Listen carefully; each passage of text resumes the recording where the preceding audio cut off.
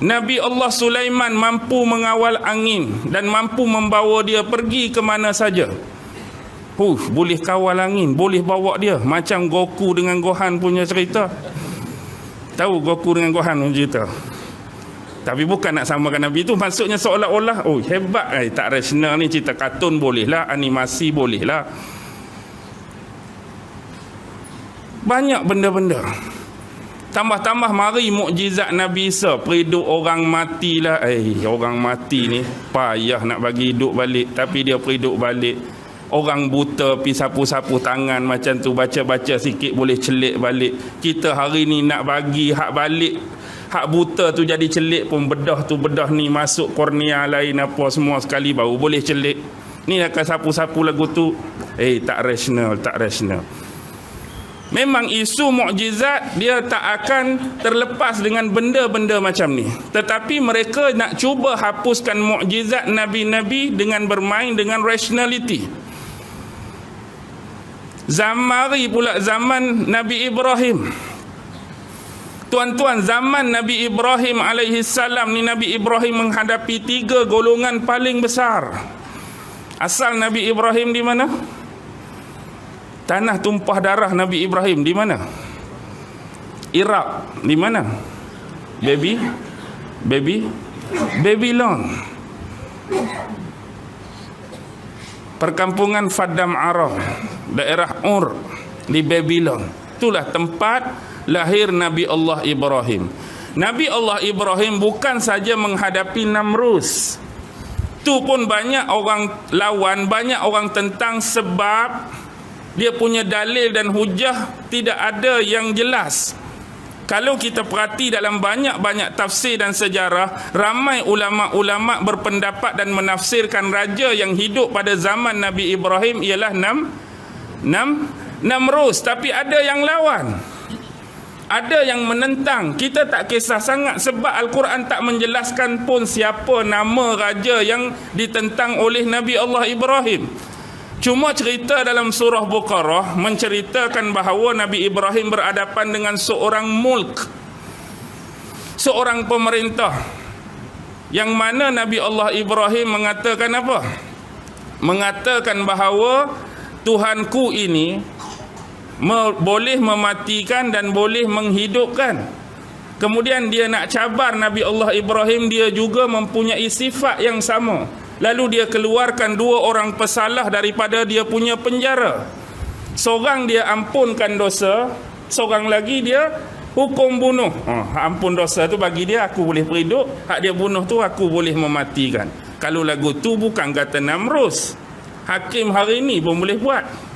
Hak ni saya maafkan, saya lepaskan hukuman. Hak ni saya jatuhkan hukuman gantung. Boleh tak lagu tu? Boleh juga. Tapi sebab tak mau kalah, biarlah. Lalu satu lagi persoalan dikemukakan oleh Nabi Allah Ibrahim dalam Baqarah. Tuhanku menaikkan matahari dari arah timur dan membenamkannya ke arah barat. Kalau kamu boleh hebat daripada tu, kamu terbalikkan. Naikkan dari barat dan benamkan ke timur. Agak-agak dia boleh buat tak? Tak boleh buat. Memang dia kalah. Tapi disebutkan tak nama ni? Tidak disebutkan. Sebab dia hanya penafsiran menyebut Namrus. Ada orang yang menentang dan melawan, tu bukan Namrus. Dia ada nama raja lain. Sebab persoalan tentang Namrus cukup panjang. Awal-awal tokoh-tokoh besar tamadun Sumeria, tamadun Pasar Gade, tamadun Uruk, tamadun Mesopotamia ni, dia mempunyai nama-nama yang pelbagai dalam waktu yang lain. Kadang-kadang zaman ni nama dia ni, tapi orang yang sama, individu yang sama, mari zaman lain dia bertukar jadi nama lain. Sebenarnya dia adalah watak yang sama. Ini perlu perbahasan yang panjang tentang Namrus. Bukan itu persoalan dia. Persoalan dia zaman Nabi Allah Ibrahim dah dihadapkan dengan satu individu yang mengakui dia adalah Tuhan.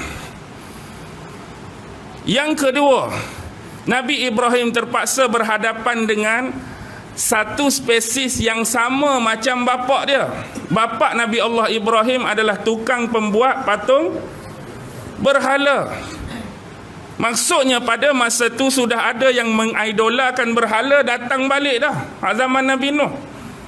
Dan yang ketiga, ketika zaman pencarian awal Nabi Allah Ibrahim, maksudnya ada manusia zaman tu yang memuliakan bintang, yang memuliakan bulan, yang memuliakan matahari.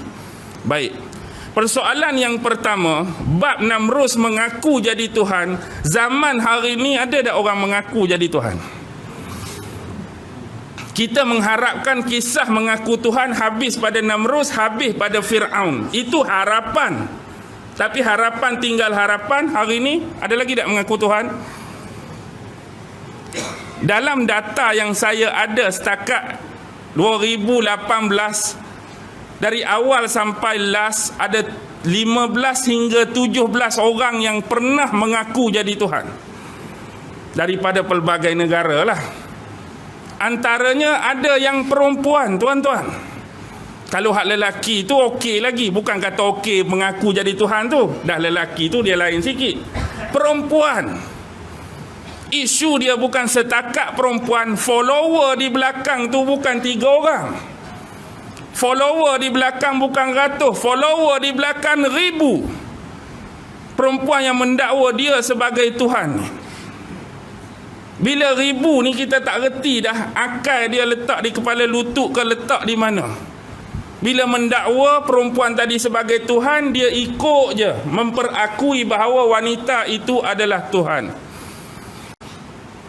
Walaupun di sini bukan nak buat kelakar, bukan nak buat lawak, tetapi secara timbang tara lah kita katakan. Seseorang tu yang spesies sama macam kita, manusia biasa, tiba-tiba dia nak mengaku Tuhan.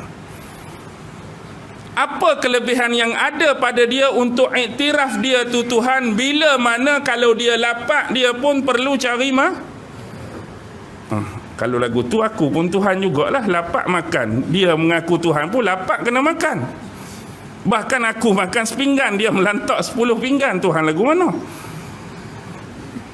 Kalau dahaga, kita perlu minum. Dia hak dakwa jadi Tuhan pun kena minum juga. Kalau pening kepala, kita telan Panadol. Tuhan pun kena telan Panadol juga ke? Kita beli kereta Proton Saga buruk, kena loan bank. Hak mengaku Tuhan tadi, tak ada siapa nak bagi free pun, kena buat loan bank juga. Dia pun ada kad kesihatan punya tu, prudential apa semua sekali. Maksudnya bayar juga 300 bulan. Tuhan pun kena bayar juga. Kalau kena langgak kat lori, kita meraung, dia pun meraung 14 kali lagi sakit. Jadi di mana kita letak dan membebalkan akal kita untuk iktiraf pengakuan dia sebagai Tuhan tadi? Lebih tang mana? Biasanya orang yang membuat pengakuan-pengakuan seperti ini terlibat dengan unsur-unsur sihir, yang mungkin pada pandangan pengikut-pengikut dia tu adalah benda spesifik, 2-3 benda yang dia buat tu nampak wow. Contoh pegang kelapa tu terus jadi santan. Oh, hebat ni Tuhan ni. Baru pegang kelapa jadi santan dah, hebat dah. Jadi Tuhan dah tahap tu. Berjalan tu tak payah naik sampan, tak payah naik perahu, jalan lintas lagu tu je atas air. Berasa hebat dah tu. Ni adalah bentuk-bentuk pengakuan. Hak muliakan bintang, hak muliakan matahari. Ada lagi tak orang muliakan matahari, muliakan bintang ni? Ada lagi tak?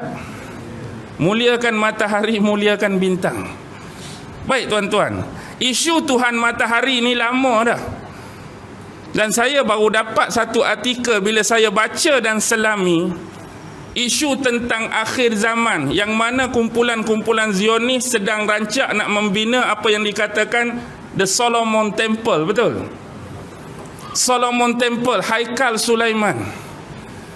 Bila saya baca artikel tu, tak tahulah untuk saya membenarkan atau yakin terkait dengan Sons of God. Sebenarnya penipuan yang mereka buat bukan The Solomon Temple, tetapi mereka mengalihkan nama Nabi Sulaiman jadi pertaruhan dan percaturan.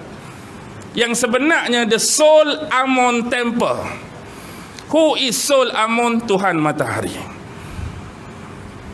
Bukannya Solomon. Jadi penggunaan Solomon tu nak suruh nampak who is Solomon?